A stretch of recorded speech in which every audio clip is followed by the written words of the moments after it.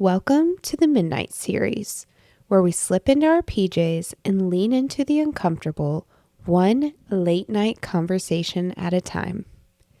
Think of this as your late night sleepover with friends, the kind where conversation gets real after the lights go out.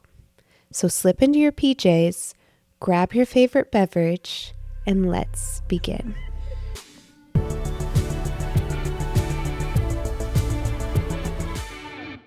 Lord. Gosh, How are you? I'm good. How are you? Good. It's been so crazy. Like all good things, but just truly wild in terms of business stuff. So like this one client that I work with really closely, she's just like so many discovery calls, which is great. Like people interested in working with her, and I've been hopping on those. I just had one for my own business, so I just added another VA, and we're growing and it's good, but I'm like, overwhelmed. Yeah, but I'm not. It's more, Evan still obviously needs time to work on Daily Dino, and he is being the main, I feel like, caregiver right now with the kids, but he does need time to work on his stuff, and so I'm just struggling to find the balance of like needing help and then also, but still like needing to fulfill everything business wise. So it's just been, I feel like that's always my issue though. And so, just trying to figure it out, trying to balance it all, trying to figure out which direction I'm taking the agency and if we want to keep growing it and if I do keep growing it. But the Lord will provide.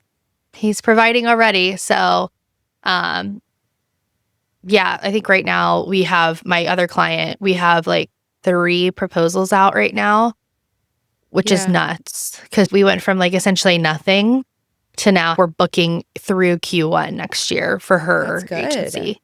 Yeah. Which is awesome. I know. And she's like, McKenzie, how are we going to do this? And I was like, that's tomorrow's problem. I'm like, let's just get them signed. We'll figure it out later. And then trying to find the balance of home life with your kids and your marriage. Okay, so we were going to talk about gratitude today, but I think since our time is cut short, because I had like an unearthing, there's no way I'll be able to tell you everything about gratitude in the time we have. I feel like... Oh my gosh. Okay, well, we can do another one. I feel like maybe we trust the Lord's timing and we talk about you today, like busy seasons. Yeah, so, I'm down. Yeah, what does that look like, having to juggle all that? It's really hard, honestly. I think, I don't know, I guess, so the way that my agency works is, and I built it this way, so I wanted it this way, but I've always been somebody who can juggle a lot of things, and I want to have my hands in a lot of things. And so when I first started this, I freelanced for a really long time through grad school, and I would do one-off projects here and there, but I was always either had like a full-time job or was teaching and also was in school. So my main focus was not like building projects, building systems, things like that, until I was in corporate back in 2022, I guess, when I started making that shift of like, oh, wait, I actually think I could do my own thing and like it. I would like it a lot more. And I just never anticipated what it would be now. And so the way that it's set up is I started out as just like a tech VA, essentially, where I would come in, do virtual assistant work. So just general support, mostly in tech. So I would come out and build like project management platforms. So a lot of people just use their Notes app for their tasks or their to-dos. And if you don't have a business, that's totally fine. But when you have a business and then you start hiring on new people, you need to have some kind of hub to have all of your tasks. Otherwise, especially for me, we have multiple clients. Like at one point we had over 20 clients and I had 4 people on my team. And so there's no way I could manage all of those tasks from a Notes app. And so that was one of the biggest things is I would build out project management systems so we could track projects, tasks, all of that. And so I have virtual assistants now on my team, and I'm more of a strategic overview or an online business manager. So I'll come into a business. There's a couple different ways. Now I don't even take people on retainer without like doing an audit essentially of their business. And I call them either scans or sprints. And so those are like project based. There's no commitment. It's just a set fee. I come in, I check out everything, I look at it from my experience, and then I give you recommendations of what we can do if it's just the scan. And then if it's the full sprint, we do a system build. And so there's that. And then there's also the retainer. So I have my set number of clients that I work directly in. And then I do have some other clients that are just virtual support. So they just work with one person on my team, and I pop in maybe once a month. And I'm in Slack and everything. But it's a lot to manage everything. And so I don't even know. I also managing my own stuff, and I've put my clients first for so long, and I'm not grown my agency. I was only growing based on referrals. I wasn't doing any advertising or true social media for myself to try to grow my business because I didn't know if it was, I just really wanted to focus on serving my clients and serving them well. And now we've gotten to this point where I'm like, okay, I do need to work on the business. I do need to do this, but I also still need to serve my clients. And so I'm at this weird crossroads right now of trying to figure out what's best for the business, but then also what's best for me as a mom. And with Evan, thankfully, it actually was a blessing that he left corporate and is doing Daily Dino Guy, but he also still needs time to run his business. And so I was heavily involved in that at the beginning, and I've had to take a step back just because I can't have a full, I can't manage that and manage my business, and my business kind of needs management right now in addition to the clients. And so it's been a weird growing pain type thing. I feel like we're in a good spot, and I have a clear plan of, okay, I want to grow the agency, but I have a cap. So I don't want to grow some massive agency where I am out of touch with the clients and the level of support. But I think it's finally come time where I have to pull myself out of execution and the day-to-day tasks and really just be high level overview and high level builds and then closing and sales.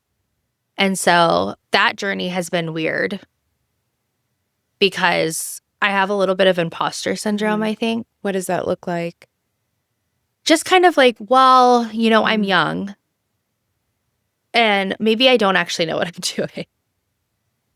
And I'm but I do know what I'm doing. I don't know. I think and I have results to back it up. I'm in the process of putting case studies actually right now on my website. And then honestly, the whole reason we built Daily Dino Guy was, for Evan to have his thing, but I wanted to see if I actually knew what I was talking about. And I was like, I think we can do this. And we have. We've grown. It's over 300,000 followers, of 40 members, paying members, a book deal. We've grown this business. I know I'm good at it, but there's this disconnect in my mind of I don't know. And I think you can be the most successful person in the world and then still have that doubt of do I actually know what I'm talking about? And that's something I've struggled with my entire life. It's not that I don't think I'm good enough, because I think there's a difference between worthiness and good enough and then the imposter syndrome. It's more just, I don't know. Do you ever have that where you're what if I'm blowing smoke up my own ass? I'm sure we've all faced it from time to time. I don't think I've ever actually. I did. Before I had Phoebe, I was promoted as the clinical manager to run the clinical floor where I was working. Yeah. And I was like, I don't think I'm the person for this job. I did not apply for this job. I didn't go to school. I had my certifications. I did, I went to my schooling sessions in Chicago and other places like that. And I had to take my test. Like I had to be certified. I knew what I was doing. I couldn't just run a clinical floor with like no certifications or medical background. But the fact that I didn't go to college for it, I think kind of threw me for a loop. And the fact that I didn't apply for the job and I didn't ask for the job, I kind of had to step back and be like, oh, wait, actually my performance day to day has shown that, I guess has shown my boss that, yeah, I actually am equipped for this job. I can handle it. I have all the skills. I do well under pressure. I take really good care of my patients. Like I take this really seriously. So yeah. I guess I am qualified for the job. But I, for a long time. And you probably like took care of, like took, what is it called? Like you, like I took pride in my work. In your work, in your It fulfilled me because I was serving other people. And now that we know who I was designed to be by God, like that's my jam. That's my bread and butter. Everything about me has been created to serve others. So of course, in that medical field where I am taking care of a patient every day for 8 hours, multiple patients, like, yeah, I'm equipped for this job, not only experientially, but spiritually. Like my whole being is tied to this type of work. And so that's when you say you're young and you feel like you don't, you're like, do I actually know what I'm doing? I'm like, yes, you do. I mean, I'm not that young. And I was 24 doing this. I don't think age has really anything to. I think it's hard because, I'm 28 and I really truly have been doing this kind of work since I was 18. Years. And I think I forget, I think I forget that most people don't really start their careers until they're around my age or maybe their mid-20s.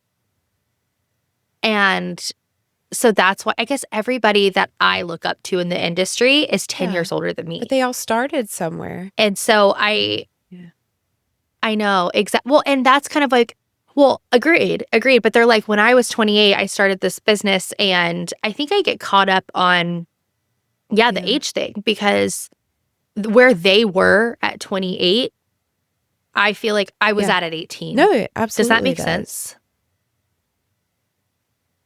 And that's not to toot my own horn, but it's like we talk about, God putting us in this world for a reason and really giving us a purpose. I've always thought my purpose was to connect people and be with people and serve people as well. And I'm starting to realize that's why I'm in this agency model, because I'm not meant to hold it all. Because at first I was like, oh, I'm so good at this. Like, I'm meant to do it all. I'm meant to hold it all. Nobody will want anybody else but me. But that's not true. I am not meant to hold it all. Yes, strategy-wise, that is my strong suit.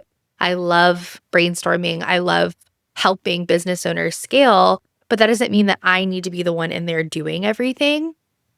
And I'm still serving my purpose if I'm connecting them, if I'm finding virtual assistants and OBMs that are top of their field and incredible at what they do and connecting them with business owners who are struggling to find them. And I think that disconnect has been really, or like having that connection of I don't have to do every single thing to fulfill my purpose with the Lord and fulfill my purpose on this earth. Does that even make sense? I feel like I'm rambling. Complete sense because you can't serve others well if you don't serve yourself first. So like there is an order to things and it doesn't matter what job you're doing. It applies to everything: career, marriage, household, children. Like there is an order, a spiritual order. And if you aren't following it how God originally designed it to be, it's chaos. And so who enters in when chaos is thriving in your life? It's like the Could his name be So Satan? it's like he's setting up this perfect chaotic environment Yeah. for him to come in and you not even notice that he's there. So it does make sense that you have to figure out how to serve yourself so that you can function well as a human being, as a wife, as a mom, and then as a business owner, and you can serve your clients well. Yeah. It's not that. I think some people look at that as like, oh, well, I'm being selfish. But it's actually the opposite. Yeah. It's like, I can't help you. I can't serve you. I can't work for you. I can't work with you if I'm not honoring what serves me and what serves God. It just doesn't work. It just, like I said, there's an order to things. And I think that we all get out of alignment of that order, and it shows up like instantly. Like, oh, wait, this is not how it was intended to be. Of course I'm not thriving. Of course I'm having doubt. Well, what's so wild is earlier in the year, I was struggling with a lot of that doubt and imposter syndrome. And I think you're right. Like the devil was kind of coming in. I think I was getting really close to figuring out the direction I wanted to take my entire life, from like being a mom and a wife to owning this agency and growing the agency in multiple ways beyond what I had just done up until that point. And so I was really struggling with that and having that imposter syndrome. And I still do have I don't think it ever fully like goes away. Hopefully it will. But as I've gotten stronger in my faith and closer to God and had that veil, I feel like lifted and broken ties with these fears and anxieties and worries that I've had in my life, I think that my vision has gotten so much clearer and things have just taken off. Like there is this momentum right now in my business, in all of my clients' businesses, that we are just riding this wave. And I'm like, I truly think it's because I'm like getting chills right now, even thinking about it, but it's because I am living in such alignment and I am closer to God. And I've taken that time and I've taken the step back to be like, what do you want? Can you align my will with yours? And that's not giving up control in any way. It's really just laying it at his feet and being like, hey, this is what I think I want. And I know that you're going to provide something, or something better for me. So if it's something better, it's not what I'm thinking, like align my will with yours, like clearly lay it out. Or you don't even have to clearly lay it out, but just tell me the next move and I will make it. And ever since I've started really sitting in prayer and truly cutting cords again, which is crazy because I hadn't cut cords, done like cord cutting ceremonies since last year around this time. Ironically, it's not ironic, but it's like divine timing. Ever since I started doing that again, I have been able to just see things so clearly. Like I said, everything has ramped up in my business to a point where I know if this had happened 6 months ago, I feel like I would have been totally overwhelmed and stressed out and worried, but I'm not. This morning I woke up and I was like, okay, I've got a lot to do. I have proposals out. I normally don't work on Fridays. We've got calls.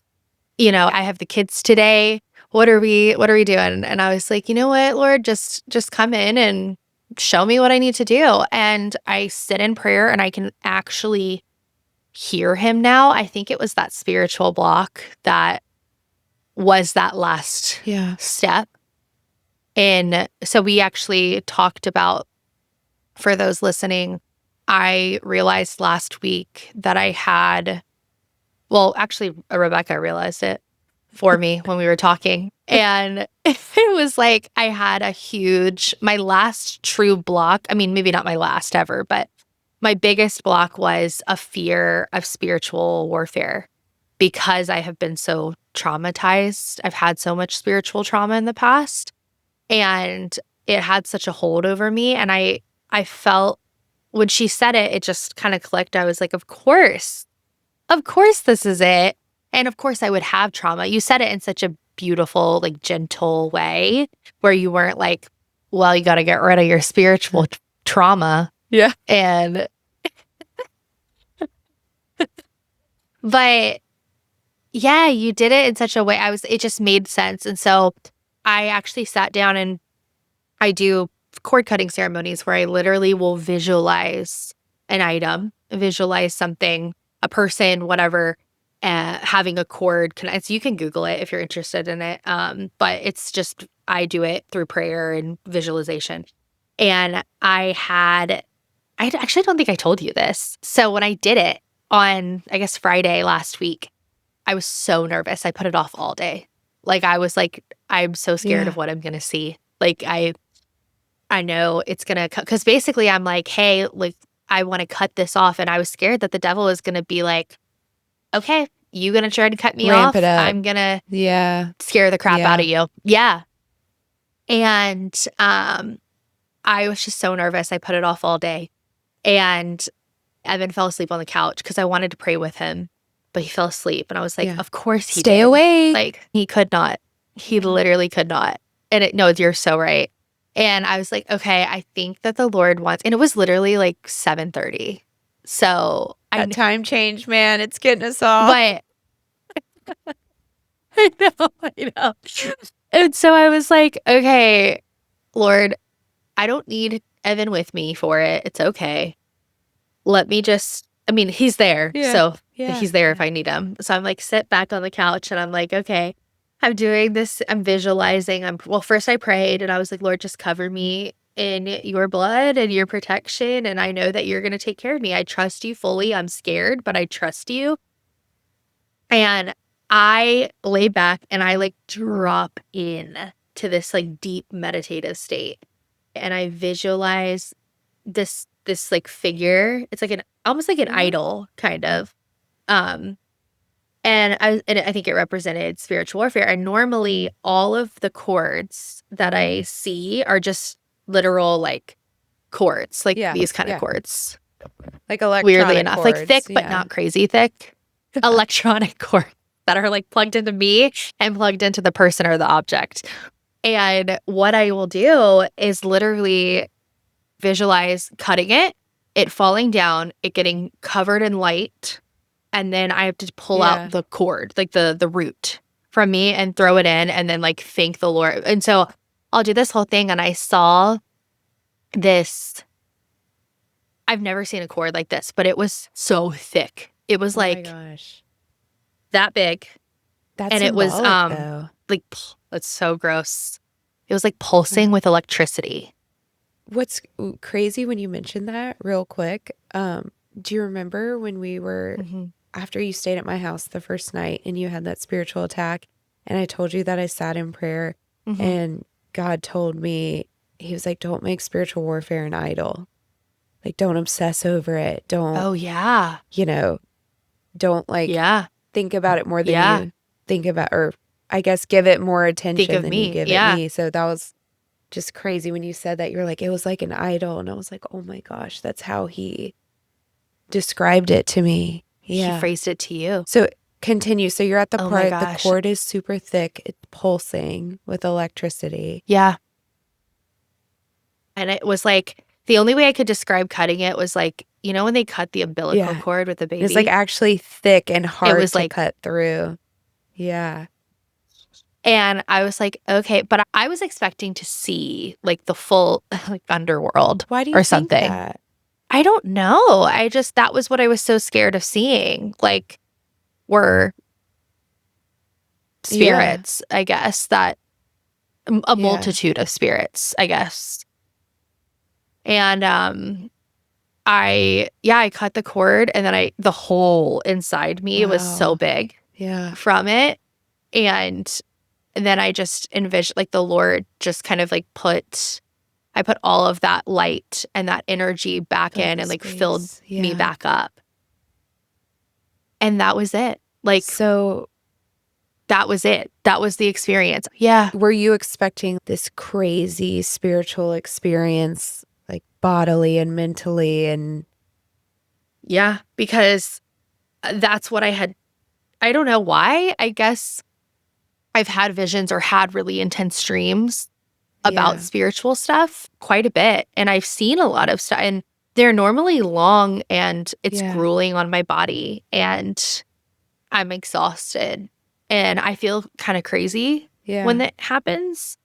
And so I just was really gearing up and like preparing for that. But I realized that the way that I felt was me trying to take control and like me trying to handle it all on my own. But when I went into this, I did truly give it to God. And I was like, I trust you. You're going to tell me exactly what I need to do, nothing more, nothing less. And if you'll show me what I need to see. Do you think your experiences of cord cutting and sometimes you wouldn't be cord cutting, you would just be sitting in prayer of like surrender, or just sitting in quiet time and listening. Do you think that those moments by moments by moments, because I feel like in the past year there was a lot of those for you. It wasn't like, oh my gosh, no. Did you just see that? It says recording ended prematurely. Hold on. Let's stop. This other, my camera is like not working at all. But it's turning up and it won't turn. And now it's like, you know what? It's fine. We'll just do it right here. Let me clean this off. And we'll just pull this.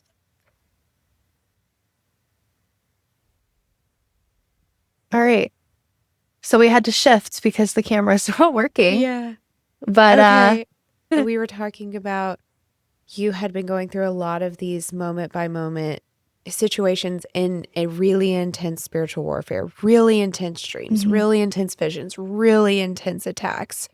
And instead of shying away from it, you really were seeking knowledge and wisdom from the Lord.